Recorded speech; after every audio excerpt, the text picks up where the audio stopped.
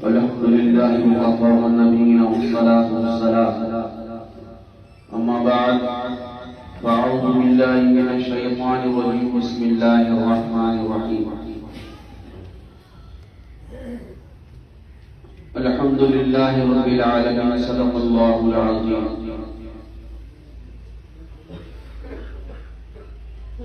دوستو، ساتھیوں، حضور، علماء، مشائخ،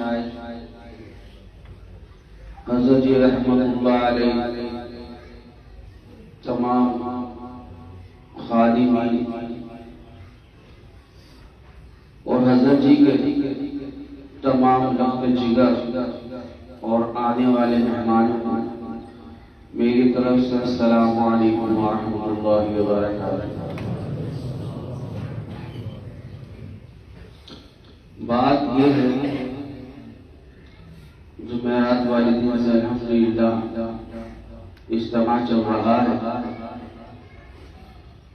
وقت فوقت علماء، مفتی، مشائخ بیان کر کے جا رہے ہیں اور ابھی بھی موجود ہیں. ہم جیسے نظارہ ان کے آگے کیا بیان کر سکتے ہیں، لیکن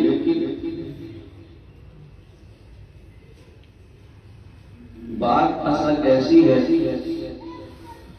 کہ جب کوئی اللہ والا، اللہ کا دوست جسے خلیل کہا جاتا ہے، اس کی نظر اگر کسی غیر مسلم بھائی پہ بھی پڑ جائے تو وہ بھی کلمہ پڑھ کے مسلمان ہو جاتا ہے اور آنے والے وقتوں کا ولی کامل بن جاتا ہے. ہم اس قابل نہ تھے. حضرت رحمت اللہ علیہ کی نظر پڑی اور آج اللہ نے اس منصب میں بٹھایا اور ہم خوش نصیب ہیں کہ حضرت جی ہماری کراچی خانقاہ کے اندر 2 مرتبہ تشریف لائے. تو بیان اس سے پہلے بھی چل رہا تھا کہ ہمارے آنے کا مقصد کچھ نہ کچھ تو ہے. مقصد کچھ بھی نہیں. میرے آپ کے جسم کے اندر 365 جوڑ ہیں، ان کا کوئی مقصد نہیں. اللہ رب العزت نے جب اپنے بندے کو پیدائش کرنی ہوتی ہے، ابھی بندے کا اس کا جسم بنتا نہیں ہے، سب سے پہلے اللہ رب العزت اس کا دل بنا. اکثر آپ نے سنا ہوگا کہ جب ماں کو حامل ہوتا ہے تو ڈاکٹر 3 مہینے بعد کہتے ہیں کہ دھڑکن آئی کہ نہیں آئی. دھڑکن آئی تو یہ سمجھیے کہ زندگی کرامت ہو گئی. اگر دھڑکن نہیں آئی تو زندگی بیکار ہو گئی. تو اس دھڑکن کا مقصد کیا ہے؟ الا بذکر اللہ تطمئن القلوب، کہ جان لو اگر تم اپنے دلوں کو سکون پیدا کرنا چاہتے ہو تو اللہ کی یاد میں لگ جاؤ. اللہ کی یاد میں لگ جاؤ. اور یہ دل بھی اللہ کا گھر ہے. پورے جسم میں 365 جوڑ ہے. حکم تو یہ کہ صبح اٹھ کے صدقہ کرو. 365 کا صدقہ کرنا تو بڑا مشکل کام ہے. تو حدیث میں آیا 1 مرتبہ سبحان اللہ، 1 مرتبہ الحمدللہ اور 1 مرتبہ اللہ اکبر کہہ دو، تمہارے پورے جسم کا صدقہ ہوگا.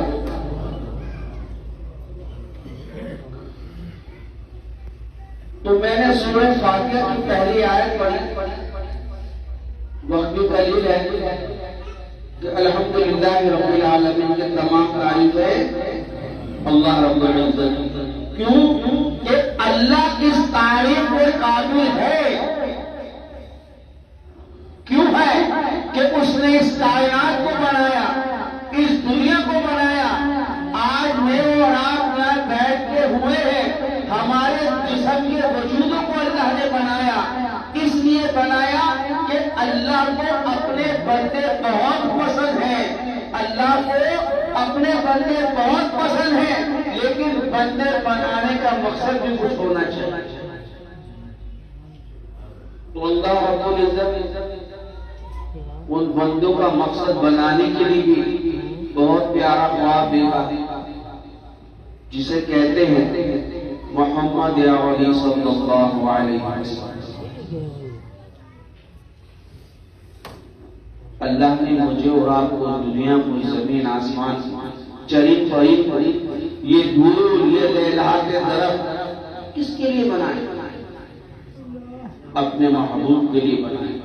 کہا کہ اگر میرا محبوب نہ ہوتا تو مجھے دنیا کی پرواہ نہیں تھی۔ تو محمد عربی صلی اللہ علیہ وسلم کی نسبت جس کے پاس ہو، وہ دنیا میں چلتے پھرتے، مرنے کے بعد قبر کے اندر، قبر سے اٹھنے کے بعد میدان حشر کے اندر جس کی نسبت نبی کریم صلی اللہ علیہ وسلم سے ہوگی، وہ ناکام نہیں ہو سکتا۔ کیوں نہیں ہو سکتا؟ اس کی بھی وجہ اللہ رب العزت نے اپنے آپ کو رب العالمین کہا اور اپنے محبوب کو کیا کہا؟ رحمت للعالمین۔ میں رب کا مالک ہوں، ہم تمہیں امت کا مالک بناتے ہیں۔ میں اس دنیا کا مالک ہوں، اس کائنات کا مالک ہوں، جس کو چاہوں زندہ رکھوں، جس کو چاہوں دنیا سے اٹھا لوں۔ میں اس دنیا کا مالک ہوں، میں آپ کو امت کا مالک بناتا ہوں۔ اور پھر ایک جگہ اور قرآن میں کہا کہ وما ارسلناک الا رحمۃ للعالمین، کہ ہم نے اپنے محبوب کو چرین پرین، ہوا لہلاتے درخت، یہ چوپائی، یہ جانور، یہ سانس سمندر کے اندر رہنے والی مخلوقات، آسمان پہ اڑنے والی مخلوقات، یہ دھول پتھر کنکر، سب کے لیے، یہاں تک کہ غیر مسلم کے لیے، غیر مذاہب کے لیے اور مسلمانوں کے لیے، سب کے لیے اپنا محبوب کو رحمت للعالمین بنا کے بھیجا۔ اور اللہ اپنے محبوب کو کیا کہہ رہے ہیں؟ یہ میرا محبوب ہے۔ تو آپ یہ مجھے بتائیے کہ کوئی کسی کا محبوب چھین سکتا ہے؟ کوئی کسی سے محبت دنیا میں کرے، اس کی محبت کو چھین سکتا ہے؟ میں اگر کسی کو چاہوں، میں اپنی اہلیہ کو چاہوں، مجھ سے کوئی چھین سکتا ہے؟ کوئی کسی کی محبت چھین نہیں سکتا۔ لیکن قربان جائیے پروردگار عالم کے، جو تعریفوں کے قابل ہے، الحمدللہ رب العالمین، اس نے اپنی محبت کو ہمارے لیے قربان کر دیا۔ آج جس کی امتی ہے وہ نبی کریم صلی اللہ علیہ وسلم۔ اللہ نے اپنی محبت قربان کری، کس کے لیے کری؟ ہمارے لیے کری، ورنہ اپنی محبت کوئی کسی پہ قربان نہیں کرتا۔ آنے کا مقصد یہی ہے کہ جس نے نسبت نبی کریم صلی اللہ علیہ وسلم کی لے لی وہ کامیاب ہو گیا، لیکن جو نسبت دیتا ہے اس نسبت کے ساتھ اس کو ایک ترتیب سے چلنا پڑتا ہے۔ نبی کریم صلی اللہ علیہ وسلم کی صحبت صحابہ کرام نے بتائی، جو تارے ہیں اس کے بعد تمہیں تابعین ہے، یہ ایک چلتی ہوئی روایت آ رہی ہے، اور جب یہ روایت پہنچتی ہوئی آگے آتی گئی تو پھر اہل اللہ آ گئے، مشائخ آ گئے، اللہ والے آ گئے۔ جب اللہ والے کی نسبت مل جائے تو پھر انسان اور مزید بھٹی کے آگے کندن بن جاتا ہے۔ جب کندن بن کے نکلتا ہے تو اللہ رب العزت کہتے ہیں کہ میں اس سے محبت کرتا ہوں، میں اس بندے سے پیار کرتا ہوں، میں نے اس بندے کو اتنا بھٹی کے اندر، آگ کے اندر ڈال کے کندن بنایا، کندن بنانے کے بعد میں نے اس کو نکالا، اب یہ میرا محبوب بندہ ہو گیا، میرا دوست ہو گیا۔ اب میں دنیا کے اندر اس کی عظمت کو، اس کی عزت کو اوپر کروں گا. کیسے کروں گا؟ لوگوں کے دل میں اس کی محبت کو اتاروں گا. لوگوں کے دلوں میں اس کی محبت کو اتار کے، جہاں میرا فلاں شخص وہاں اللہ والا بیٹھا ہے، اس کی عزت کرو، اس کی تعظیم کرو. تو پتہ چلا حضرت جی رحمت اللہ علیہ تو رہتے یہاں تھے، ہم تو کراچی میں رہنے والے تھے. آج ماشاءاللہ پورے پاکستان سے لوگ آئے ہوئے ہیں. حضرت جی کا فیض تو پوری دنیا میں چل رہا ہے. کیوں چل رہا ہے؟ کہ اللہ نے اپنا دوست بنایا، اپنا خلیل بنایا، اپنا معروف پیارا بندہ بنایا. تو جب بندہ بنا لیا، قیمتی چیز ہو گئی. اب قیمتی چیز کی تعریف بھی کوئی کرنے والا ہونا چاہیے. اگر قیمتی چیز کی تعریف نہ کرے تو بیکار ہے. جب قیمتی چیز بن گئی تو وہ جب تعریف کے قابل ہو گیا تو اللہ نے اپنی محبت کو ان دوسرے بندوں کے دل میں ڈالا اور وہ اس کا عزت کرتے ہیں، احترام کرتے ہیں. آج اسی عزت و احترام کی وجہ سے آج ہم جمع ہوں. اور آنے کا مقصد کیا ہے؟ کہ سب سے پہلے کہ اللہ رب العزت کو اپنے دل کے اندر لے کے جانے، اور اللہ کی محبت کو کوئی برداشت نہیں کر سکتا. کیوں؟ اللہ کبیرہ. دنیا بننے سے پہلے پانی پانی تھا. اللہ رب العزت کی کرسی پانی کیسے تحتی ہے؟ تو اللہ کی جلالیت کو کوئی برداشت نہیں کر سکتا. تو میرے بھائیوں کو اس کے لیے ہمیں کسی نہ کسی چیز کی ضرورت ہوتی ہے. اللہ نے دنیا کو اسباب کا درجہ دیا. اسباب کیا ہے؟ ایک دوسرے کے کام آنا. اور اللہ نے اسی لیے ہمیں ایک اسباب کا درجہ بنایا. حضرت جی جو آج ہمارے اور آپ کے درمیان موجود تو نہیں ہے، لیکن موجود ہیں. موجود نہیں ہے بھی اور موجود ہے بھی. بڑا عجیب سوال ہے. مولانا نے کیا بات کہی؟ ہیں بھی اور نہیں بھی. بات بالکل صحیح. نہیں ہے یہ ایمان ہے. نہیں ہے یہ کیا ہے؟ ایمان ہے. اور ایمان کیا چیز ہے؟ نظر نہیں آتا. اور حکم کیا چیز ہے؟ وہ اللہ کا. اس کے آگے بندہ بے بس ہے. حضرت جی دنیا سے چلے گئے، اپنے فیض کو چھوڑ گئے، اپنی محبت کو چھوڑ گئے، اپنی نسبت کو چھوڑ گئے، اپنے اخلاق کو چھوڑ گئے، اپنے پیار کو چھوڑ گئے، اپنی شفقت کو چھوڑ گئے. جب یہ ساری چیزیں حضرت جی یہاں چھوڑ گئے تو اب حضرت جی ہمارے پاس موجود ہے کہ نہیں؟ اللہ کے حکم کے مطابق نہیں ہے. اور جب نسبت پہ آئے تو حضرت جی ہمارے دلوں کے اندر موجود ہے. ابھی مراقبہ کرے حضرت جی کی زیارت ہو جائے. ہم تو مراقبہ جب بھی کرتے ہیں حضرت جی کی زیارت کرتے ہیں. میں جب سب سے پہلے اس خانقاہ میں آیا تقریباً 6 برس پہلے یا 5 برس ہو گئے، تو رات کا وقت تھا. حضرت سے میری ملاقات ہوئی. اس کے بعد حضرت نے ہمارے والد صاحب حضرت کے جانشین مولانا عبدالرحمان صاحب مجھے حضرت نے کہا کہ بہن کو لے جا کے وہاں پہ مراقبہ کروا دیجیے. میں بڑے حضرت جی کے قبر کے پاس بیٹھا. وہاں میں نے مراقبہ کیا. مراقبہ کرنے کے بعد حضرت کی زیارت ہوئی اور کہا کہ بھائی تم عزیز احمد سے بیعت اٹھاؤ. عزیز احمد سے بیعت اٹھاؤ. حالانکہ حضرت جی نے خلافت تو کراچی میں دے دی تھی. کہا کہ بیعت ہو جائے. حضرت جی کی طبیعت خراب تھی، اندر لیٹے ہوئے تھے. ہم نے حضرت جی سے ہاتھ ملایا، مسافت کیا، دعا کی. کہا کہ حضرت دعا کر دیجیے، اب سفر پہ نکل رہے ہیں. حضرت نے کہا طبیعت ناساز ہے، میں آ نہیں سکوں. حضرت آپ آرام کرنا. میں نے یہ مراقبہ کیا 15 منٹ. جب میں یہاں سے باہر نکلا ہوں تو حضرت جی الحمدللہ یہاں تک پہنچ گئے. میں نے حضرت جی آپ کیسے آ گئے؟ کہنے لگے مجھے معلوم نہیں میں کیوں کیا آیا. میں نے کہا حضرت جی آ گئے. کہ میں حضرت جی کیا کرا تم نے؟ میں نے حضرت جی مراقبہ کیا ہے، مراقبے میں یہ آیا کہ عزیز احمد سے بیعت. حضرت جی کہنے لگے میں اس لیے تو کیا آیا ہوں.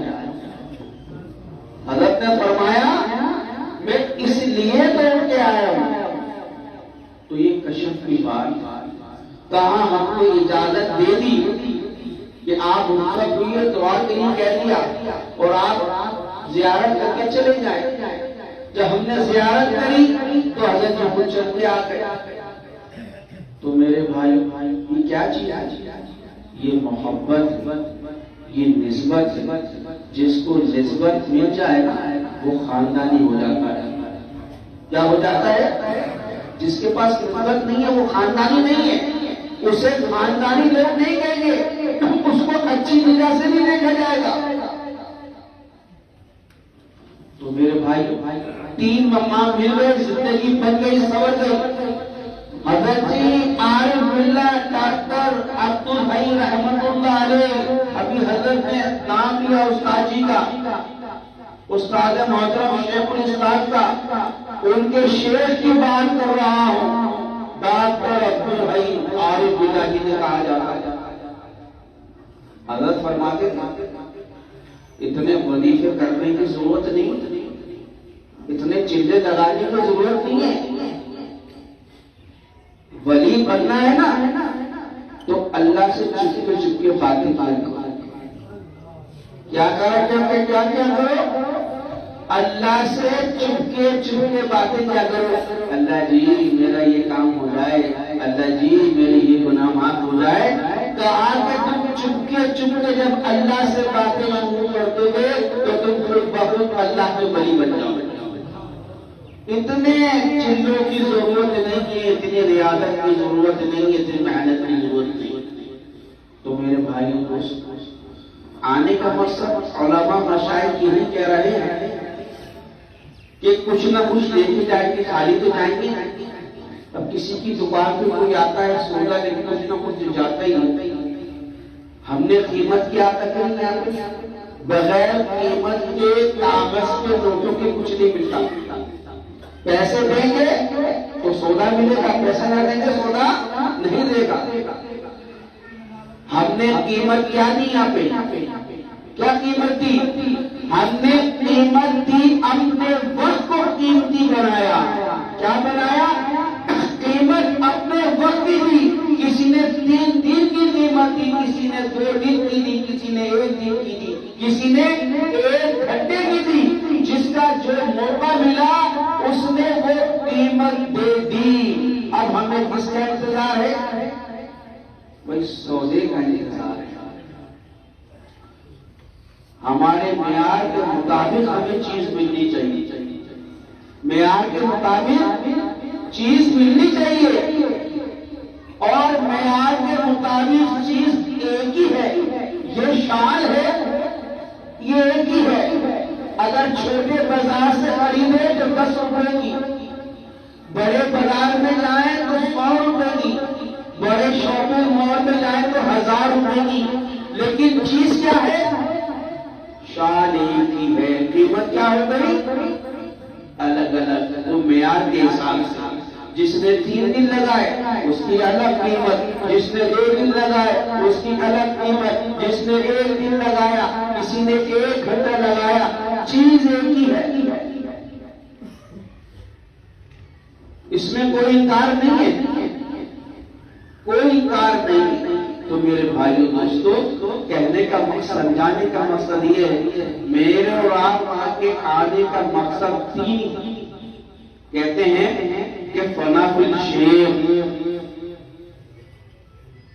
یہ سب سے پہلا سبق جو فنا فی الشیخ ہو گیا تو اس کی زندگی آج ہی کامیابی کی طرف گامزن ہو گئی. جب وہ فنا فی الشیخ ہو جاتا ہے، شیخ کے فنا فی ہونے کا مقصد کیا ہے؟ اس کو اپنے دل کے اندر بسا لینا اور اللہ اللہ اللہ کی کہتے ہوئے دل کو چلاتے ہوئے 24 گھنٹے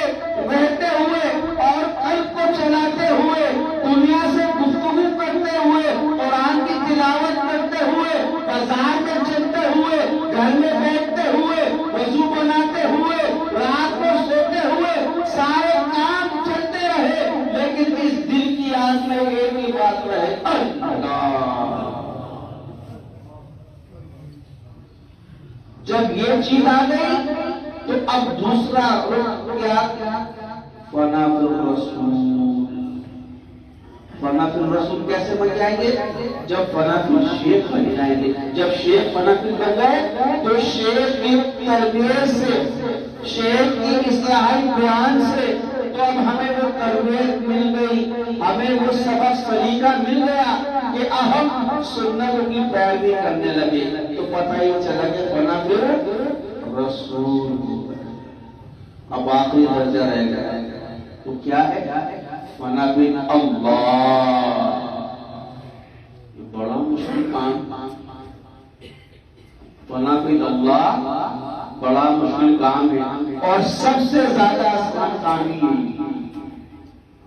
فنا فی الشیخ بننا بڑا مشکل کام ہے، فنا فی الرسول بننا بڑا مشکل کام ہے. ارے فنا فی اللہ بننا بہت ہی آسان ہے. اتنا آسان ہے اس سے زیادہ دنیا کے اندر کوئی چیز نہیں.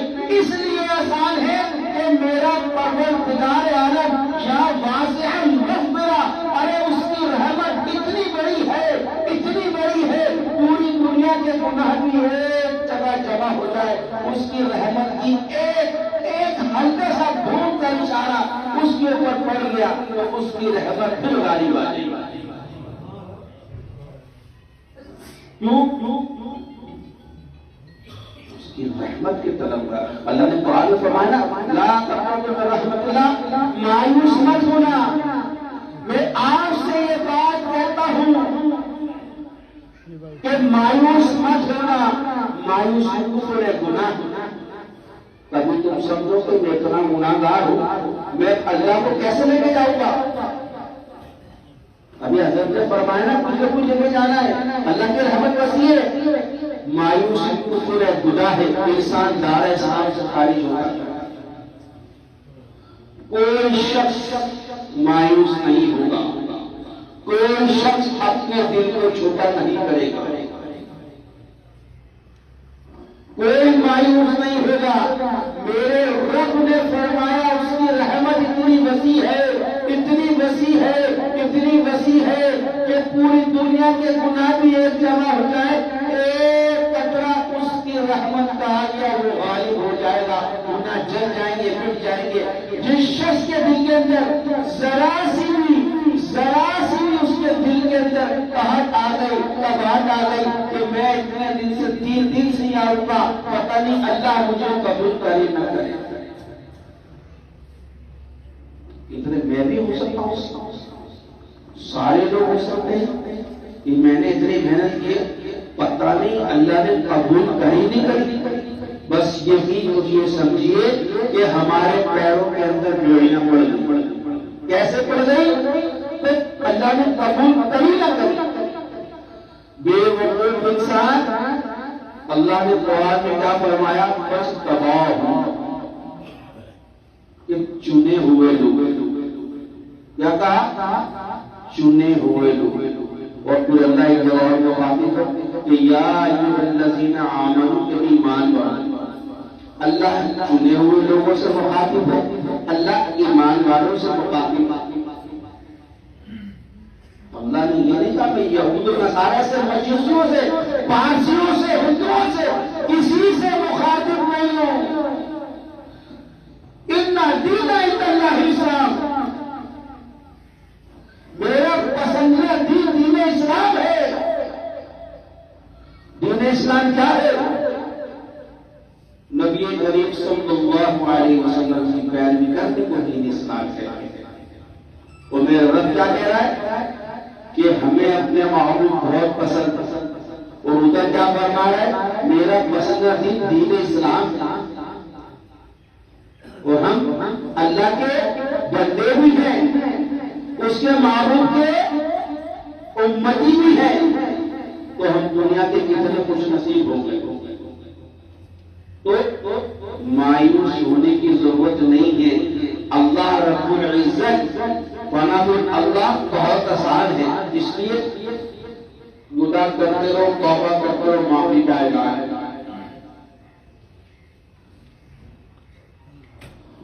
کرتے رہو، سات سمندر بھر دو، آسمان بھر دو، مشرق مغرب شمال جنوب سب گناہوں سے بھر دو، ایک مرتبہ کہہ دو اللہ معاف کر دے، اللہ معاف کروا دے۔ ورنہ تو رسول بہت مشکل ہے، اس لیے وہ ادب کا مقام آ جاتا ہے۔ کیا آ جاتا ہے؟ ادب کا مقام، اور اس ادب کے مقام پہ معافی کا علاج نہیں ہے۔ بندہ جب کھانے کا بجاتا ہے نا تو کھانے کا چھٹی بھی پکڑتا ہے، اس کے کچھ پٹے کو بھی چھوٹتا ہے، کوشش یہ ہوتی ہے کچھ نہ کچھ کرتا رہے، کچھ نہ کچھ کرتا رہے، لیکن وہ اللہ رب العزت کا مقام خانے کعبہ اس کا گھر، اور وہاں جو کرتے رہو اللہ معاف فرما دے۔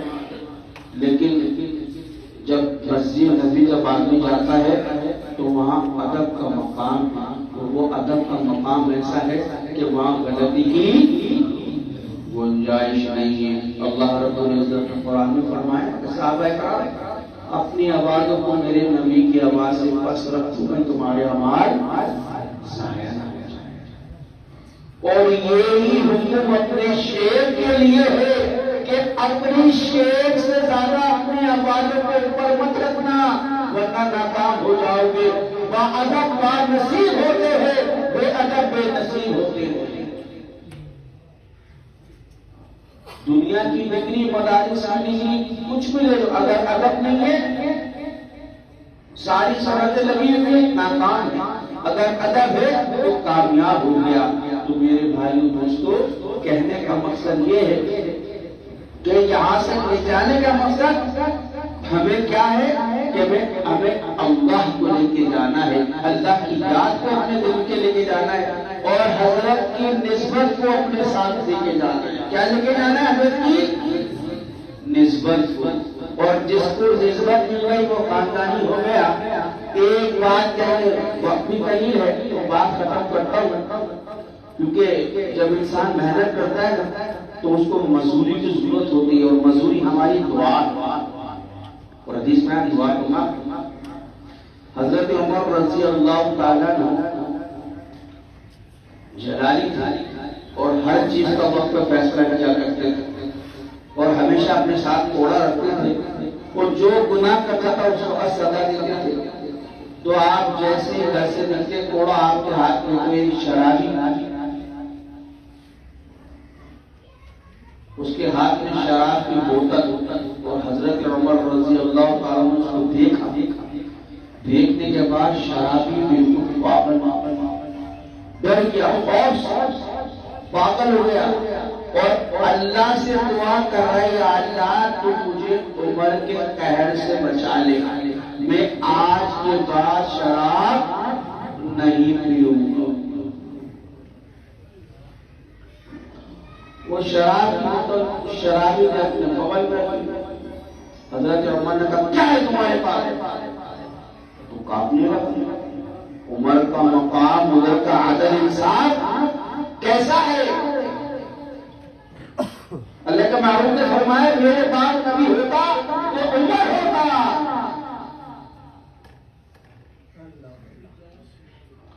کیا ہے تیرے پاس؟ کہا کہ سرکار میرے پاس میرے بغل کے اندر سرکہ ہے، سرکے کی بوتل ہے۔ آپ نے کہا دکھاؤ۔ اس شرابی نے اس شراب کی بوتل کو جب بغل سے نکالا تو اللہ نے اپنی رحمت سے اس شراب کی بوتل کو سرکے میں تبدیل کر دیا۔ کس سے کر دیا؟ اپنی رحمت سے۔ تو کہنے کا مقصد یہ ہے کہ جب اللہ شراب کو سرکہ بنا سکتا ہے تو اللہ ہمارے گناہوں کو معاف کیوں نہیں کر سکتا؟ کیوں ہمارے گناہوں کو معاف کیوں نہیں کرتا؟ ہمیں اس بات کے اوپر ابد رکھنا چاہیے کہ آج ہم یہاں سے پاک و صاف اٹھ کے جائیں گے۔